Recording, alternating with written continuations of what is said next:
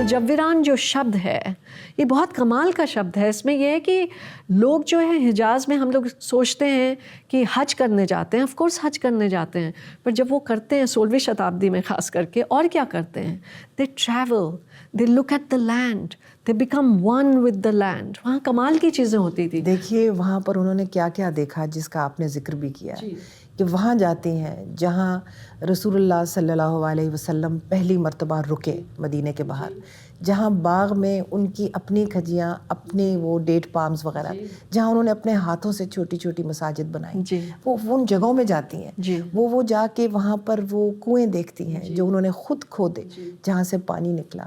تو وہ چیزیں جب دیکھتے ہیں تو ایک مسلمان کے لیے تو it's a very moving experience.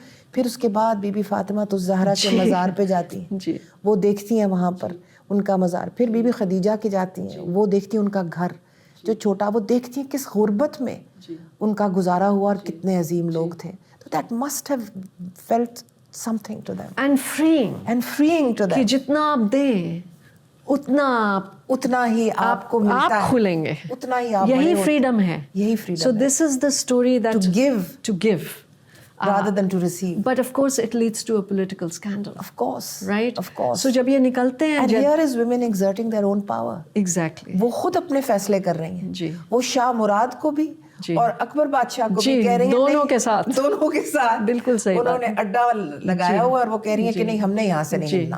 G.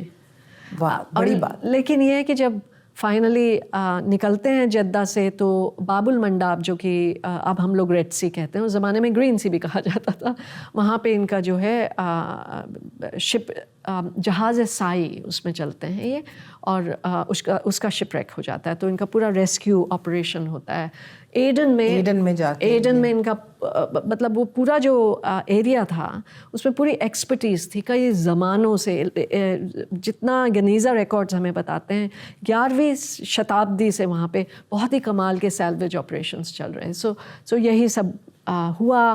Eden میں 7 مہینے انہوں نے بتائے, اور فائنلی 15 جب یہ پہنچی اس کے بعد اجمیر گئیں, جب واپس آئیں صورت اجمیر, فائنلی لاہور 1582 کے آس پاس, کیونکہ اکبر بادشاہ نے لاہور میں اپنا دارالخلافہ موو کر دیا. بالکل. اور وہاں پر وہ 10 سال پورے رہے. اور جو ہمارا یہ قلعہ ہے لاہور کا جو بڑا شاندار ہے, یہ اس وقت ہی بنا, اکبر بادشاہ نے خود بنایا, کیونکہ اس کی obviously بنیادیں تو تھیں لیکن it was a mud fort and it wasn't so big and grand as it is today, and that's all the doing of Akbar Badshah in those years. تو پھر گلبدن لاہور آ کے رہتی ہیں, اور وہاں اکبر بادشاہ ان کو کہتے ہیں, وہاں یہ کہانی شروع ہوتی ہے. یہ کہانی شروع ہوتی ہے کہ آپ اپنے بھائی کا دور کی کہانی لکھیے, احوال ہمایوں بادشاہ, اپنے بابا اور بھائی بابر بادشاہ, اور پھر یہ, لیکن انہوں نے جو نام دیا وہ احوال ہمایوں بادشاہ. جی. تو کیا لکھتی ہیں وہ؟ تو یہی سب چیزیں جو ہم ذکر کر رہے ہیں, حجاز کی کہانی کا نہیں پر باقی سب شروع سے. خانزادہ بیگم, کیا ان کی زندگی تھی کابل میں, کس طرح وہ جب بچی تھی خیبر پاس سے ہوتی ہوئی پہلے کاروان میں آئیں, آگرہ میں کیا ہوا, جب بابر ملتے ہیں تب کیسا تھا. بہت ان کو بابر سے اپنے باپ سے بہت محبت تھی. بابا پادشاہ بابا, کتنے طریقوں سے وہ ان کو بلاتی تھیں, اور بہت ہی ان کی فیلنگز محسوس ہوتی ہیں جب وہ گزر جاتے ہیں. اس کے بعد جب ماں گزر جاتی ہیں, پھر یہ جو بٹوارا ہوتا ہے وہ کابل میں آتی ہیں, ہمایوں جو ہیں ایران میں جاتے ہیں, یہ سب چیزیں ہوتی ہیں. تو مینیوسکرپٹ جو ہے 83ویں فولیو پہ مڈ سینٹنس جو ہے ٹوٹ جاتی ہے.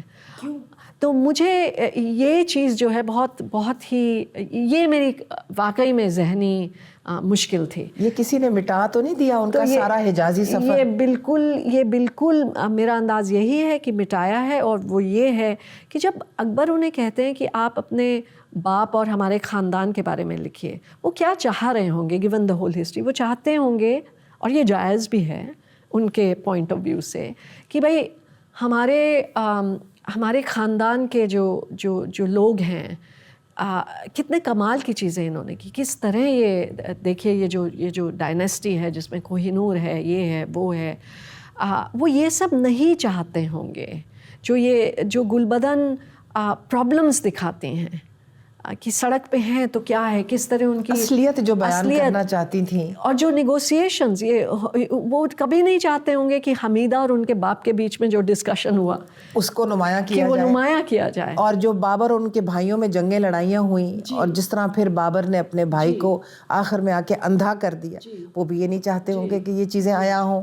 लेकिन जिस किस्म की गुलबदन है वो सच गो हैं, वो लिखना चाहती हैं। ये असली चीज़ है, वो सच गो हैं और वो इन सब के बारे में लिखेंगी। लेकिन ये भी है कि वो अपने ख़ानदान में पूरी तरह विसर्जित हैं। वो अकबर के बारे में भी लिखेंगी, ऐसा नहीं है। And as part of that she would write about the Hijaz because it meant so much to Akbar as much as it meant to her. And that experience. So अब ये कई historians of the book हैं जो लिखते हैं, अकबर की भी अपनी भी sensorial tendencies हैं। After all, बदायूनी जब लिखते हैं मुंतखब तवारीख, वो छुप के लिखते हैं क्योंकि घबराते हैं कि वो क्या कहेंगे अकबर, जो भी लिखेंगे। तो जब अकबर गुजर जाते हैं उसके बाद ही हमको ये बदायूनी की जो है क्रॉनिकल्स मिलती है। तो ये टेंडेंसीज़ हैं। दो लोग हैं जो कि अकबर के महज़र के बारे में खुश नहीं हैं, उनको काजी हैं दो, उनको मक्का मदीना भेज दिया जाता है। सो ये सब अगर आप सेंसोरियल टेंडेंसीज़ देखें, और सबसे इम्पॉर्टेंट बात ये कि जो शाही एटलियर था, जब भी कोई मैन्यूस्क्रिप्ट लिखी जाती थी या कोई तस्वीर बनाई जाती थी, अब जैसे बायज़िद बयात हैं, वो भी लिख रहे हैं इस समय, जौहर हैं, हाँ जौहर वो जिन्होंने हुमायूं को अपनी मश्क पे उठा के और दरिया से पार करवाया था, जब वो जंग हारे शेरशाह सूरी से, उनकी जान बचाई, फिर हुमायूं ने उनको 2 दिन तख्त पे भी बिठाया। तो जौहर फिर साथ साथ चले इस खानदान के, उन्होंने भी तारीख लिखी। तो उनकी इन सब की तारीखों की 1 से ज़्यादा कॉपी है, तो गुलबदन की क्यों नहीं है? बस वो सुनना नहीं चाहते थे ना। और एक औरत की आज़ाद तहरीर वो बर्दाश्त नहीं कर पाए। मेरा अपना अंदाज़ा ये है आपकी किताबें पढ़ के। जी, मेरा भी यही अंदाज़ा है। देखिए ना फिर, so it's a subversive tendency which the great Mughal was trying to suppress. Gulbadan के बाद हम चलते हैं अकबर बादशाह का जब इख्तिताम होता है, उनकी 1506 में उनकी रहलत होती है। उसके बाद उनके बेटे जहांगीर मुग़ल बादशाह बनते हैं। जहांगीर ब्याहे जाते हैं, उनकी शादी वादी होती है, 1 बार नहीं, 2 बार नहीं, 19 बीवियाँ जहांगीर बादशाह की हो जाती हैं। लेकिन इस दौरान जैसे कि आपने लिखा है, कंदाहार, बज़रिया कंदाहार एक बहुत ही अहम ईरानी ख़ानदान सफ़वीद कोर्ट को छोड़ के हिंदुस्तान आता है और पनाह गुज़ीर होने के लिए आता है, क्योंकि दे वर फेसिंग ऑपोजिशन देयर। सो और कंदाहार के बाहर उनकी बेटी की पैदाइश होती है जिसका नाम मेहरुन्निसा था। अब मेहरुन्निसा की पैदाइश के बारे में भी कहानियाँ हैं, उन पे नहीं रुकते, आगे चलते हैं। मेहरुन्निसा जब आती हैं हिंदुस्तान, उनके वालिद गयासुद्दीन और उनकी वालिदा असमत बेगम, ये दोनों बड़े कल्टिवेटेड नफीस लोग हैं, पढ़े लिखे लोग हैं, और इनके पीछे एक पूरी एक रिवायत है, ख़ानदानी रिवायत भी है।